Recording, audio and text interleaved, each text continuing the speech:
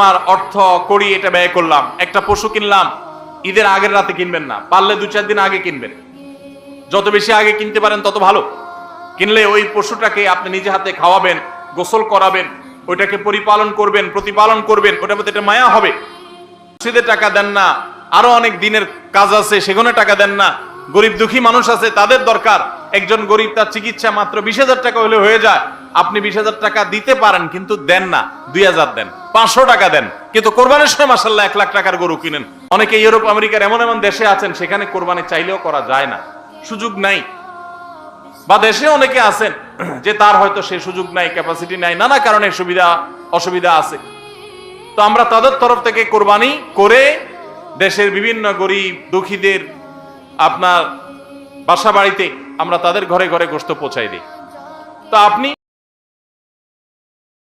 কোরবানির সামনে আসছে, এখন থেকে আমরা একটু পরিবারের সদস্যদেরকে নিয়ে বসি, বাচ্চা সহ ফ্যামিলির সব সদস্যরা একটু বসেন, মশওয়ারায় বসেন, পরামর্শ মজলিসে বসেন, বসে জিজ্ঞাসা করেন আমরা আসলে কোরবানিটা কেন করতেছি। গোশত খাওয়া, ফ্রেশ গোশত আহরণ করা, মানুষের সামনে নিজেদের মুখ উজ্জ্বল করা, কি ধান্দা, উদ্দেশ্য কি? একজন একজন করে সবাই মতামত নেন এবং এটা নিশ্চিত করেন যে আমরা আল্লাহর জন্যই কোরবানি করছি। এটা কিভাবে নিশ্চিত করব? একটা তো বললাম যে বিশাল বড় গরু কোরবানি করেন সব সময়, এবার একটু ছাগল কোরবানি করেন, দেখেন তো মনে মানাইতে পারেন কিনা। কারণ আপনি বলবেন ভাই গরু কোরবানিতে অনেক টাকা লাগে, ছাগলে তো অনেক কম টাকা লাগে, তাহলে এই কোরবানি ওইটার চাইতে কিভাবে উত্তম হয়? আমি উত্তম বলতেছি না, আমি বলতেছি যে আপনার নফস, আপনার মন মানে কিনা যে আমি গরুর জায়গায় ছাগল কোরবানি করলেও তো হবে, হবে না হবে না? কেউ যদি ছাগল কোরবানি করে তার কোরবানি হবে কি হবে না? হবে। কোরবানি ছাগলও করা যায়, গরুও করা যায়, বেড়াও করা যায়, দম্বাও করা যায়, মহিষ দিয়েও করা যায়, ওট দিয়েও করা যায়, এসব পশু দিয়ে কোরবানি করা যায়। অতএব আপনি এবছর একটু ছাগল দিয়ে করেন, বাকি গরু কেনার যে আরো বাজেটের টাকা ছিল সেগুলো দিয়ে আরো কয়েকটা ছাগল কিনে গরিব মানুষকে দিয়ে দেন, ওটা যাতে এলাকা মানুষ টেন না পায়, অন্য এলাকায় দিয়ে দেন। আমরা সুন্নাহ ফাউন্ডেশনের তরফ থেকে সারা দেশে বিভিন্ন জায়গায় জায়গায় কোরবানি করি। অনেক প্রবাসী আছেন, অনেকে ইউরোপ আমেরিকার এমন এমন দেশে আছেন, সেখানে কোরবানি চাইলেও করা যায় না, সুযোগ নাই। বা দেশে অনেকে আছেন যে তার হয়তো সে সুযোগ নাই, ক্যাপাসিটি নাই, নানা কারণে সুবিধা অসুবিধা আছে। তো আমরা তাদের তরফ থেকে কোরবানি করে দেশের বিভিন্ন গরিব দুঃখীদের আপনার বাসা বাড়িতে আমরা তাদের ঘরে ঘরে গোশত পৌঁছাই দিই। তো আপনি গরুর বাজেটের টাকা দিয়ে একটা ছাগল কিনে বাকি টাকা দিয়ে এরকম ছাগল কিনে মানুষকে দান করে দেন, জবাই করে অন্য মানুষকে গোশত দিয়ে দেন, এলাকা দিলেন না, মানুষ টের পারো না, তাহলে মনকে মানাতে পারেন কিনা দেখেন। এটা হলো অ্যাসিড টেস্ট, আমি বলতেছি না সবসময়, মাঝে মধ্যে এরকম করে দেখেন যে মন মানে কিনা। যদি দেখেন যে না মন মানে, তাহলে আলহামদুলিল্লাহ ভাইরা আমার। আর একইভাবে মাঝে মধ্যে আমার কোরবানি আমি জবাই করলাম, গোশত সব দিয়ে দিলাম, ফ্রিজে খুব একটা ভরলাম না, অল্প স্বল্প রাখলাম। কারণ আল্লাহ তাআলা বলেছেন ফাকুলু মিনহা ওয়া আতি'মুল বাঈসাল ফাকির, ফাকুলু মিনহা ওয়া আতি'মুল কানি' ওয়াল মু'তার। কোরবানি গোশত নিজেও খাবো, গরিব দুঃখীকেও খাওয়াবো, যে চায় তাকেও দিব, যে চায় না আত্মীয় স্বজন তাদেরকেও দিব। অতএব মুস্তাহাব এই 3 ভাগে ভাগ করা, কিন্তু এটা ফরজ ওয়াজিব না। তাহলে আমি পরিমাণ একটু কম রেখে বেশিরভাগই দিয়ে দিলাম, মন মানে কিনা দেখেন, মন মানে কিনা। অনেকে আছেন লামসাম সামান্য একটু দিয়া আর সব ফ্রিজে ঠেলতে ঠেলতে ফ্রিজের দরজায় লাগে না, পারলে রশি দিয়া বাঁধে যে দরজা লাগে না। কারণ গোশত, পায়া, ভুড়ি, কলিজা, ফ্যাপসা সব ঢুকাইতে ঢুকাইতে ফ্রিজ বেচারা জাম হয়ে গেছে। তাহলে কোরবানি কেন করতেছি? গোশতের জন্য যদি কোরবানি হয়, এই কোরবানি কোরবানি না, এটা ফুর্তি। কোরবানি তো ত্যাগের নাম। আপনার ভিতরে ত্যাগ কতটা আছে, ত্যাগের মানসিকতা কতটা আছে? আপনি আল্লাহর রাহে, আল্লাহকে খুশি করার জন্য লাখ টাকা দিয়ে গরু কোরবানি করেন, ভালো কথা। আপনার মধ্যে আসলে ত্যাগের মানসিকতা আছে কি, এটা প্রমাণ করার জন্য মাদ্রাসা, নতুন মাদ্রাসা হচ্ছে, সেখানে লক্ষ লক্ষ টাকার দরকার আছে, আপনি সেখানে 20,000 50,000 টাকা অকাতরে দিতে পারেন কিনা, এটা অ্যাসিড টেস্ট। সেখানে টাকা বাইর হয় না। কোরবানিতে লাখ টাকা দেন, মাদ্রাসা টাকা দেন না, মসজিদে টাকা দেন না, আরো অনেক দিনের কাজ আছে সেখানে টাকা দেন না। গরিব দুঃখী মানুষ আছে, তাদের দরকার। একজন গরিব, তার চিকিৎসা মাত্র 20,000 টাকা হলে হয়ে যায়। আপনি 20,000 টাকা দিতে পারেন কিন্তু দেন না, 2,000 দেন, 500 টাকা দেন, কিন্তু কোরবানির সময় মাশাআল্লাহ 1 লাখ টাকার গরু কিনেন। যদি আল্লাহর জন্যই হয়, স্যাক্রিফাইসও যদি হয়, কোরবানিও করেন, ওখানেও দেন, কিন্তু কোরবানির সময় আসেন ওখানে নাই, তাহলে আপনার এই কোরবানিটা কি আল্লাহর জন্য হচ্ছে না নিজের জন্য হচ্ছে, আল্লাহর খুশির জন্য হচ্ছে না অন্য কোনো উদ্দেশ্য হচ্ছে? এই প্রশ্ন জোরালো ভাবে আমাদের অবশ্যই রাখতে হবে। ভাইরা আমার, এর মানে আবার কেউ এটা বুঝেন না যে কোরবানি কম হোক আমরা সে চেষ্টা করব না, কোরবানি আরো বেশি বেশি করার চেষ্টা করবেন। কোরবানি যত বেশি হবে তত আমাদের সব দিক থেকে লাভ। যারা কোরবানি বিদ্বেষী, সেকুলার, বিশেষ করে এক শ্রেণীর মুসলিম বিদ্বেষী নাস্তিক আছে, কোরবানির মৌসুম আসলেই দেখবেন এদের পাখা গজায়। এরা দেখবেন গরুর প্রতি মায়া এত বেশি, এত দরদ, তারা বলে আরে এতগুলো গরু জবাই করে ফেলা হবে, এই গরুগুলোর ভিতরে প্রাণ আছে, কত নির্মমতা। এরকম দেখবেন এরা এখন থেকে, এই কদিন পর থেকে দেখবেন সোশ্যাল মিডিয়াতে, ফেসবুকে তাদের এই সমস্ত জিগি শুরু হয়ে যাবে, আছে না নাই? এরা আবার সকাল বিকাল বিফ ছাড়া, মাটন ছাড়া, অর্থাৎ গরু গোশত আর খাসি গোশত ছাড়া, মুরগির গোশত ছাড়া তাদের নাস্তাও চলে না। তাদের নাস্তায় থাকে হলো আপনার চিকেন স্যান্ডউইচ, তাদের দুপুরে থাকে হলো বিফ কারি, তাদের রাতে থাকে হলো গরুর কালাবুনা অথবা মাটন, ডাল খাসি। 3 বেলা গোশত ছাড়া চলে না। কিন্তু মুসলমানদের কোরবানি আসলে তাদের কি হয়? অ্যালার্জি ছাড়া চুলকানি শুরু হয়, আছে না নাই? এই জন্য এদের প্রতিবাদে কোরবানি আরো বেশি করে করবেন, কিন্তু সেটা আল্লাহকে খুশি করার জন্য যেন হয়। কারে খুশি করার জন্য হবে?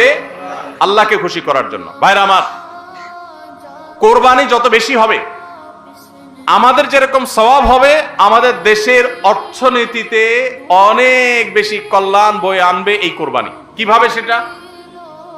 প্রতি বছর কোরবানিতে যে লক্ষ লক্ষ গরু ছাগল জবে হয়, এই লক্ষ লক্ষ গরু ছাগল এগুলো তো আসমান থেকে নাজিল হয় না, জমিন ফেড়ে বের হয় না। এক সময় ইন্ডিয়ান গরুর উপরে আমাদের দেশ নির্ভর ছিল। আলহামদুলিল্লাহ গত বেশ অনেক বছর ধরে আপনারা দেখেন যে আমাদের দেশীয় গরু দিয়েই আমাদের কোরবানির ম্যাক্সিমাম চাহিদা প্রায় পূরণ হয়ে যায়।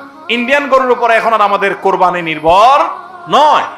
এই যে গরুগুলো উৎপাদন হচ্ছে, আপনি উত্তরবঙ্গে গেলে দেখবেন, আমি যাই বিভিন্ন সময়, সিরাজগঞ্জ যাবেন, পঞ্চগড় যাবেন, ঠাকুরগাঁ যাবেন, দিনাজপুর যাবেন, বিভিন্ন জায়গায় যাবেন উত্তরবঙ্গে, দেখবেন যে কৃষকরা তারা অনেকে গরু পালন করছেন। আমরা সুন্নাহ ফাউন্ডেশন থেকে যখনই কোনো বিধবাকে, কোনো গরিব অসহায় মানুষকে স্বাবলম্বী করার জন্য বলি আপনাকে কোন জিনিসটা কিনে দিলে আপনার বা ভালো হয়, আপনি সেটা দিয়ে উপার্জন করতে পারবেন।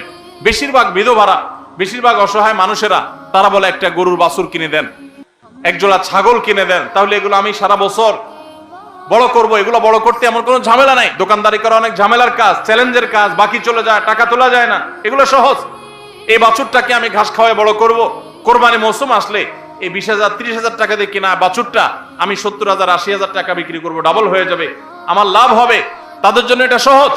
তো কোরবানির এই ইবাদতটা মুসলমানরা যেটা করেন এদেশে, এটার মাধ্যমে এদেশের আর্থ সামাজিক উন্নতি হয়।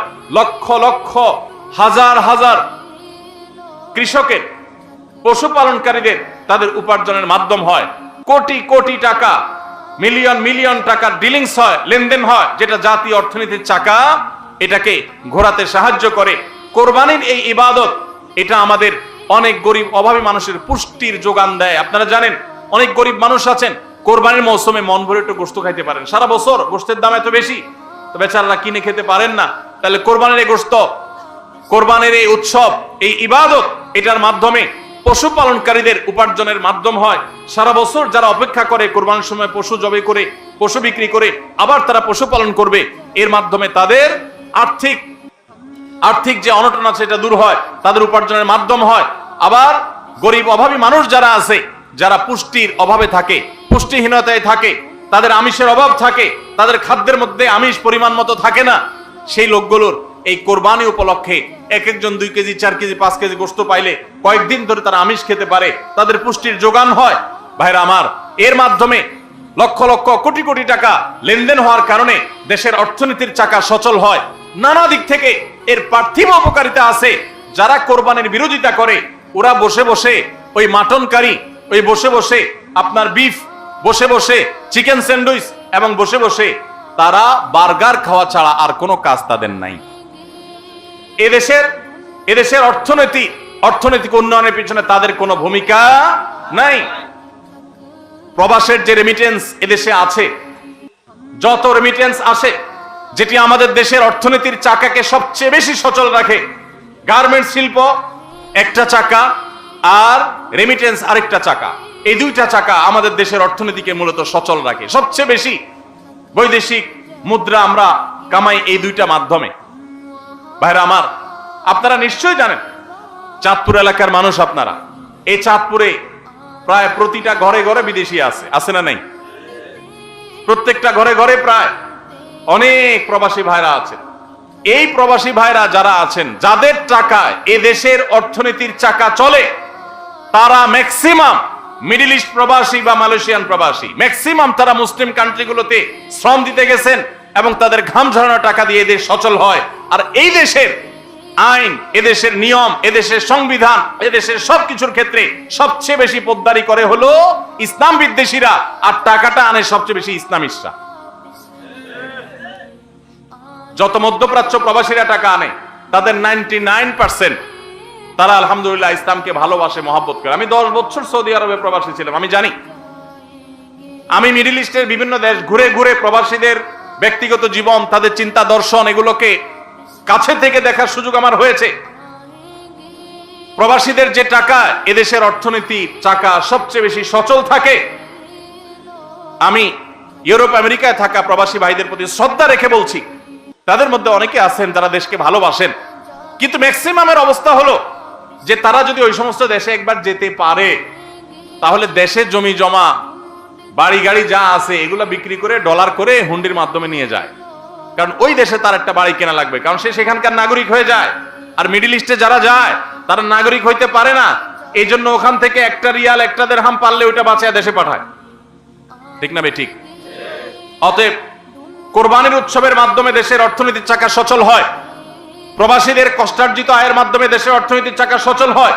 এদেশের অর্থনীতির চাকা সচল হওয়ার পেছনে সবচেয়ে বেশি ভূমিকা যাদের, তাদের বিরুদ্ধাচরণকারী যাদের কোনো ভূমিকা নাই, বসে বসে বার্গার খাওয়া ছাড়া, চিকেন আর বিফ কাট আপনার মাটন খাওয়া ছাড়া যাদের আর কোনো কাজ নাই, এরাই কোরবানি আসলে গরুর জন্য মায়া কান্না শুরু করে।